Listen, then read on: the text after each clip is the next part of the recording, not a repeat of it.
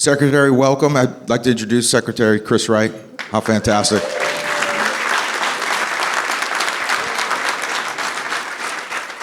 Chris, one of the things people have been saying to me a lot this week is just how different the vibe is here at CERAWeek compared to a couple of years ago. And, this is the reason why. I think sitting right next to me to the left, what you are doing in the administration is completely resetting the conversation, invigorating industry, and getting us really excited about the future.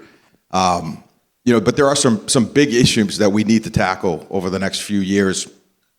But before we get into this, I'd like to talk to you about what it's going to take to get there and capture these opportunities. But I would just like to ask you, what are we playing for here? Just let's remind people, because I think over the past few years, people maybe have misplaced the priorities. And how do you think about how impactful energy is, and remind people what we're playing for? Yeah, priorities and looking at the big picture, Toby, I think it's a great place to start. Yeah, and energy, when I was in industry, people would, in the investment world, they talk about this sector. There's the energy sector and the manufacturing sector and the tech sector or whatever. And we're viewed as like one slice of the economy.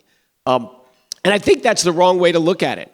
Energy's not one sector. Oh, we can be big in energy. Oh, we don't do energy in this country. We don't do that. Energy is the enabler of everything, absolutely everything we do. I'll correct myself here. The most important energy source in the world is food, right? That is the energy that powers the human machine. If you look at the transformation of the human condition throughout all of history, it's really tied to one thing, energy. Right? The agricultural revolution led to an explosion in human population, the start of written language and culture, complicated societies.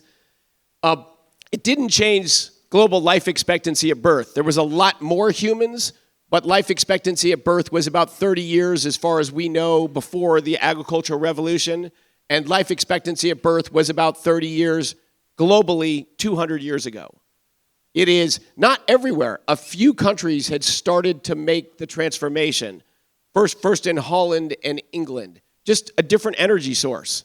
All of a sudden, these two societies, it was peat in Holland and coal in England, but they just completely changed their place in the world. From a northwestern outpost of the Roman Empire, poor tribal island, became the most powerful nation in the world. And before that, over 400 years ago, Holland became the wealthiest per capita place on the world and had a global empire and became gigantic. A tall splotch of land that even then, a significant part of was underneath sea level, just became, and what happened was, it wasn't just the transformation of the wealth and power, the social structure of society changed as well. Where did you first see capitalism and a reduction of the power of the government? Where did you first see, before women's rights were enshrined, but the treatment and the place of women in society? That happened where modern energy first arrived, because everything wasn't drudgery. You could automate things, you could make more tools, your life possibilities expanded so much. I think economically or socially, women started to be incorporated into society in just a massively more positive way. That is the transformation of arrival of access to energy. And you hear Toby and I and many others talk a lot about the world today. We have 2 billion people, a quarter of humanity, still don't have basic cooking fuel. They're cooking the way all of our ancestors did, just a few generations ago, right? Burning wood or dung indoors. We think of it in rich countries, we think of this as a public health problem. Over 2 million deaths every year because they don't have a propane stove. Like that is just we fall all over ourselves about just massively smaller problems, but this one's right in front of us. But when you go to Africa or South Asia or rural Latin America, to them, they don't view it predominantly as a public health problem at all. It's just a freeing, a liberation of women problem. They spend hours a day gathering fuel and sitting over a fire with their kid. Their opportunities in life are just wildly different than your opportunities in life. And they know people, and they've seen people that have this liberation. They have a stove. You just turn it on when you need it, and you turn it off when you don't need it. Their educational opportunities, their social standing, their economic opportunities are just transformed. You know, the health problems, heck, maybe I'm going to have breathing problems in 5 or 10 years. They don't think about that. They think about their life today. Energy is the thing that enables the beautiful, wonderful lives we have, which is why I always laugh. Like, who are the people that are the most crazy about energy? Are the people that have all of the benefits of energy, but they don't know it. And maybe that's a sign of energy working. Like if your house is perfectly climate controlled and you got great job opportunities and your bills are all affordable and you get to go visit your kids and your parents, that's just a wonderful life. But you don't think about what it is that enables that, and you don't think about what it is that you took away or what you didn't have that would change your life. But energy is not a sector of the economy. There we go. Absolutely. And there's a lot of dust in the air about people thinking, what is the biggest opportunity in energy? Is it AI? Is it LNG, energy security for our allies?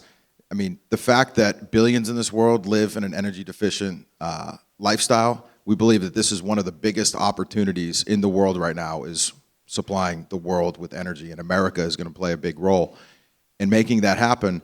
But in order to do that, we've got to take care of energy security in the developed world. And our energy independence now is being translated into energy dominance. It means winning the AI race, providing energy security to our allies.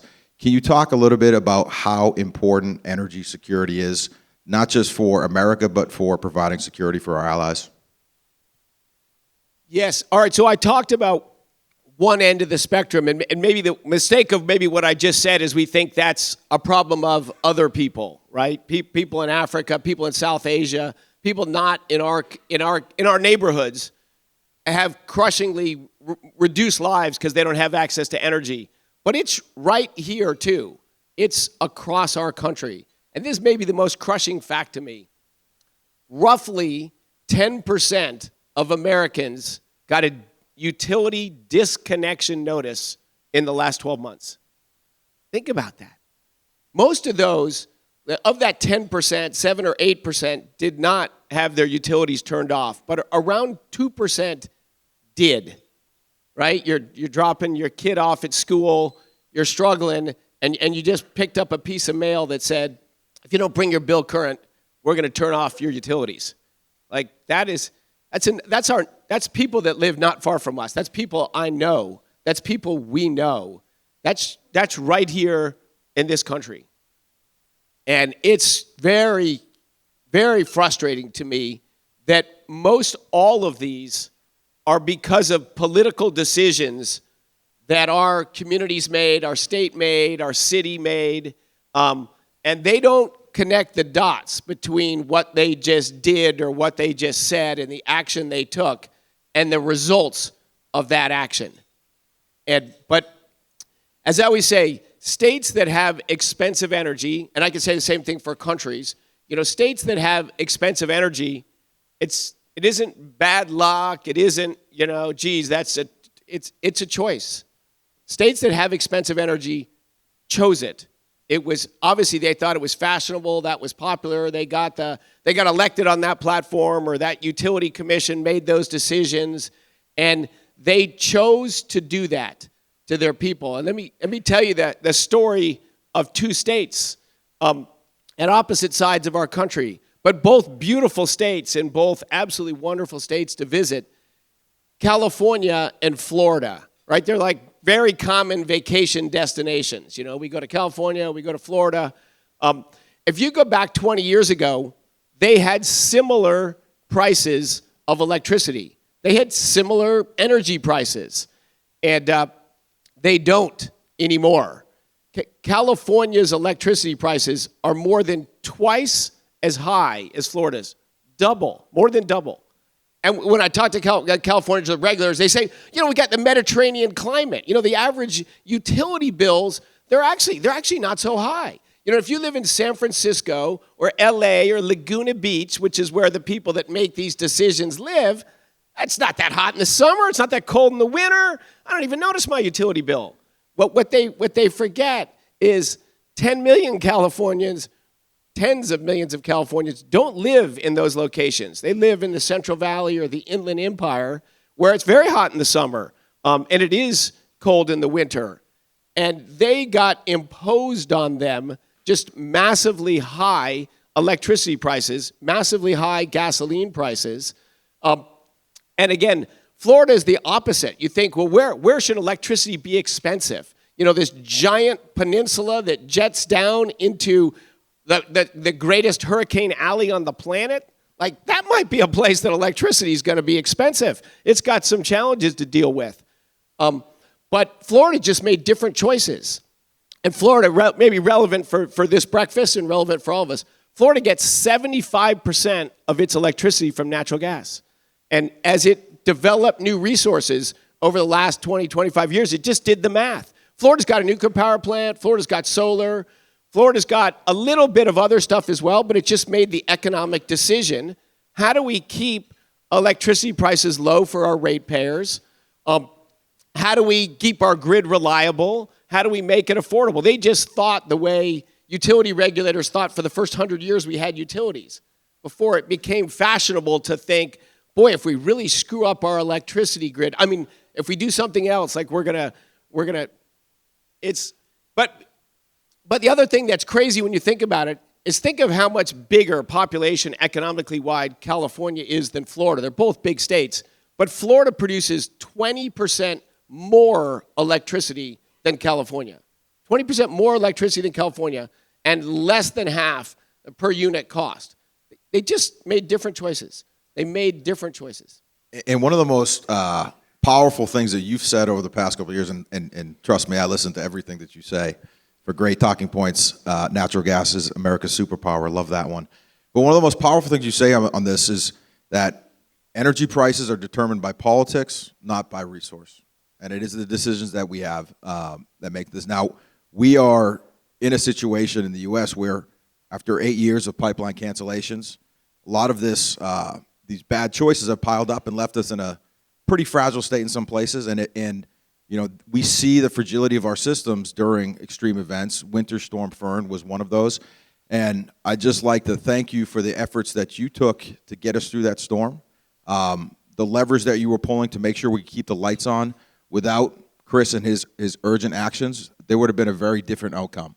And I just want to thank you for that. But also reflect, we should not be living in an energy system that is dependent on the Secretary of Energy and the actions that you're taking to make sure that we keep people safe. It's a sign of the state of the system right now. We need to change the politics and get the right policies in place. Fortunately, we've got permit reform. What would you like to see with permit reform to get us back to building the infrastructure this country needs? Yes, and I gotta shout out Alan Armstrong. His whole career.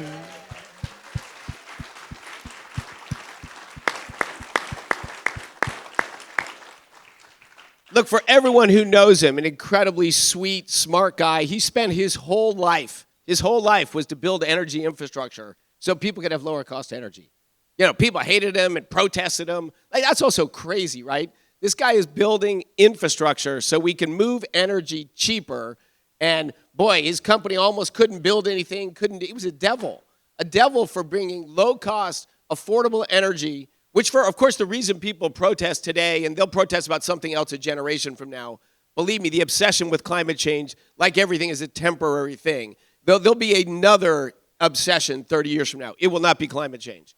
But Alan has had to deal with that, his whole thing, in his polite, high-class way. All he's trying to do is make people's lives better, make businesses able to locate their place there. Because what California did, when you make energy expensive, they did two things. They made it more expensive, which impoverished lower-income people, and it also pushed all the businesses that are energy-intensive out of the state.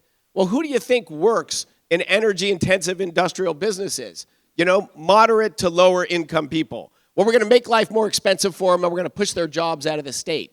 Like, it's a reason California, with everything going for it, has the highest adjusted poverty rate of any state in the nation. Like, that is a remarkable achievement. You have the most expensive real estate in the world, gigantic industries, and everybody clamoring to bring their billions and tens of billions of dollars to invest and create opportunity in your state. You have like a giant tailwind behind you, and you create a society with the highest adjusted poverty rate in our country. That's the cost of getting energy wrong. Yeah, so Alan's on the other extreme. Alan's not out to be a star and be popular at the cocktail parties. He wants to build energy infrastructure with the math says it's going to make people's lives better.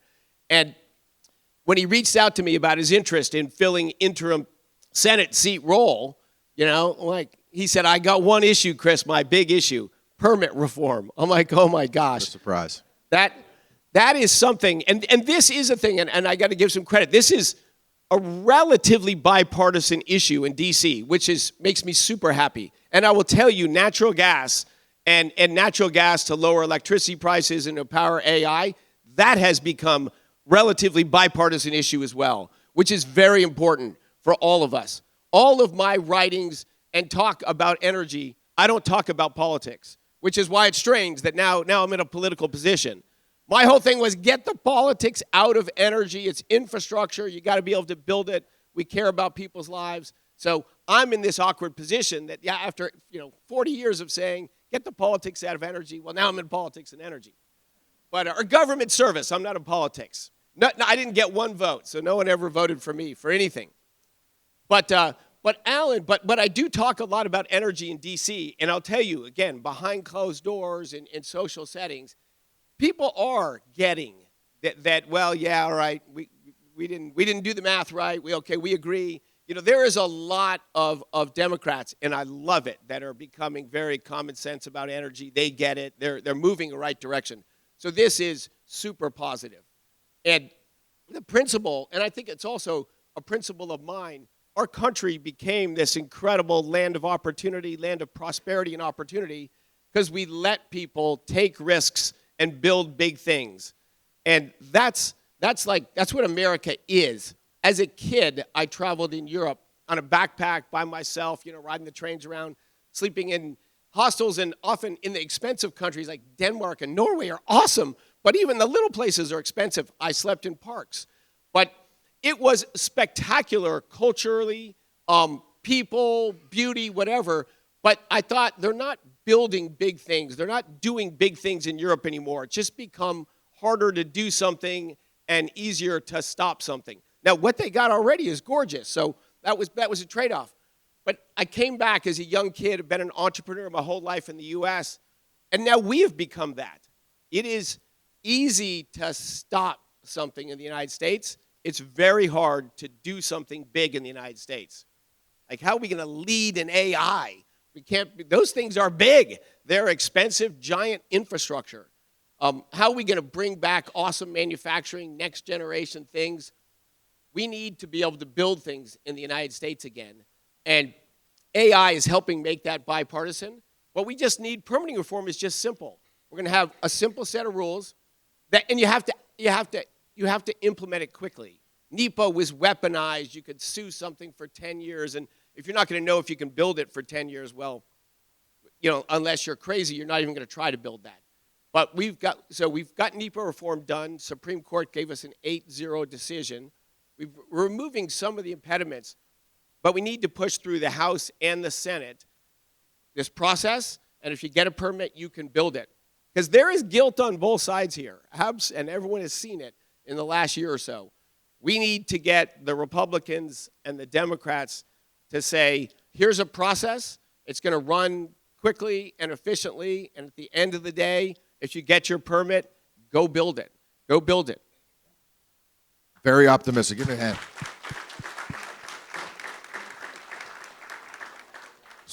So let's be bold, and let's assume that permit reform gets done. What needs to get built? The Secretary of Energy, where do you think we need to focus industry and the projects that need to get built? AI, power generation, LNG. What are your thoughts? New manufacturing. There's so much manufacturing, big, again, energy-intensive manufacturing. These are big facilities. Texas Gulf Coast is the one place over the last 30 years you still could build big things, right? LNG. Didn't I say Texas and Louisiana? Did I? No, you. But. Thanks, Mary. Don't let him slip. But Mary. So if I didn't say that, then I misspoke, because Mary is absolutely right. Texas and Louisiana on the Gulf Coast, but within those states, massive infrastructure was built. We think LNG terminals, and they are gigantic, but other things as well, petrochemical plants, fertilizer plants. You want to build something and make something that takes a lot of steel, huge construction. We continued to do that. Thank God we continued to do that, because when we got low-cost natural gas in our country in abundance, what happened was the petrochemical industry moved back to the United States. If you've got low-cost natural gas, you can make fertilizer at a great price. You can make petrochemicals. People think, oh, that's another niche industry. No, these are gigantic, no modern world without these industries. I always say, think of all the things natural gas does. I go through my check box in the United States. It's the largest source of heating in the United States. And in fact, directly and indirectly, it's like in Florida, everyone's heating is electric, but that's just natural gas turned into electricity to heat their homes. Even if you just say direct burning of natural gas is the biggest heating, you add in electrical heating from natural gas, most all of America is heated by natural gas. That is, after food, the most important source of energy. 5 times more people die of the cold than die of the heat in Africa and globally. Like, heat is essential to life. Essential. So one other quick diversion of a choice. So when heating prices rose, when Russia invaded Ukraine, horrific, right? That caused a short-term spike in the price of natural gas, which made coal expensive. And in Europe, home heating that was already expensive became super expensive. So when heating gets expensive, what happens? People heat their homes less, right? They just turn down the thermostat. It's a way to save money. And for most of us, we used to camp. We can survive that, no problem. But as you get older and you get health problems, turning heat down, frankly, is deadly. Way more people die in the winter, even indoors and all that. People die in the winter much more than the summer because of the cold. And in Europe, the first winter after the start, so the winter of 22-23, you look at the public health data, there's just deaths that happen. They're always higher in the winter, they're lower in the summer. About 60,000 more people died in Europe in the first winter after the start of the Ukraine war than the winter before and the winter before that. And it was a warmer than normal winter. That is the economic cost of having heating so expensive. Low-income people, elderly and worse health, they die if they can't afford heating. Secretary, I think you have a very important phone call coming up that you need to take up. So if you don't mind, I'd like to preserve your time to have that phone call. Any other final comments here before we wrap up? No, I would say, look, I make that comment, natural gas is America's superpower, and it's just the math of the cost and affordability. Oh, I was leading to natural gas is heating, it's electricity, it's manufacturing, it's industry, but perhaps the greatest use of natural gas is the Haber-Bosch process to synthesize nitrogen fertilizer. I always say to people, if you just got rid of that one use of natural gas, global food production would drop in half. And that's what you started with. The most important form of energy is food energy for humans. Gas is pretty key to food as connected. well. Yeah. That thing. So awesome that you work in this industry. I think we're making progress in the United States to get people to realize if we can build pipelines to New England, they can have cheaper electricity. They can have businesses too. If we can get more gas into California, into the northwest of the United States, we can make people's lives better. We can grow opportunities. They can have modern manufacturing and data centers and new things as well. And I see Ditta, you're sitting at the front table here right now, key player in energy in Europe, shares our passion. Like she's in a place where, again, great people, well intentions, went off track, did some things that hamstrung the European energy system. And history is history. You got to live with where we are today. She works tirelessly, talking to people in Europe, overseas. She travels over here to how can she better the energy system in Europe? How can she better the relations between the United States and Europe? That can be some challenging these days too. I hope we get past that as well. We are the children of Europe. These are our forever allies and our partners in life. I thank Dita for being here today. I thank all of you for what you're doing. I thank Toby. This is a guy. He could have been for the Houston Astros.